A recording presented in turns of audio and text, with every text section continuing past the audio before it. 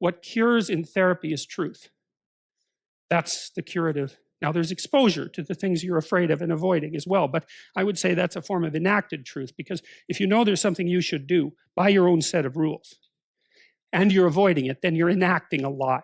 You know, you're not telling one, but you're acting one out. It's the same damn thing. So if I can get you to face what it is that you're confronting that you know you shouldn't be avoiding, then what's happening is that we're both partaking in the process of attempting you to act out your deepest truth.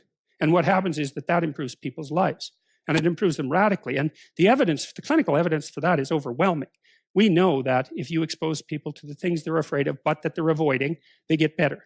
And you have to do it carefully and cautiously and with their own participation and all of that. But of all the things that clinicians have established that's credible, that's number one. And that's nested inside this deeper realization that the clinical experience is redemptive, let's say, because it's designed to address suffering, insofar as the people who are engaged in the process are both telling each other the truth.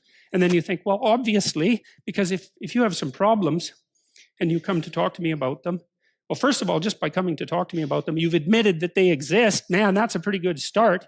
And second, well, if you tell me about them, then we know what they are. And then if we know what they are, we can maybe start to lay out some solutions, and then you can go act out the solutions and see if they work. But if you don't admit they're there and you won't tell me what they are, and I don't, and I'm like posturing and acting egotistically and taking the upper hand and all of that in our discussions, well, how the hell is that going to work? You know, it might be comfortable moment to moment while we stay encapsulated in our delusion, but it's not going to work. So a lot of that seems, if you think it through, it seems pretty self-evident. And, you know, Freud thought that repression was at the heart of much mental suffering. The difference between repression and deception is a matter of degree, and that's all. It's technical. It's a technical differentiation.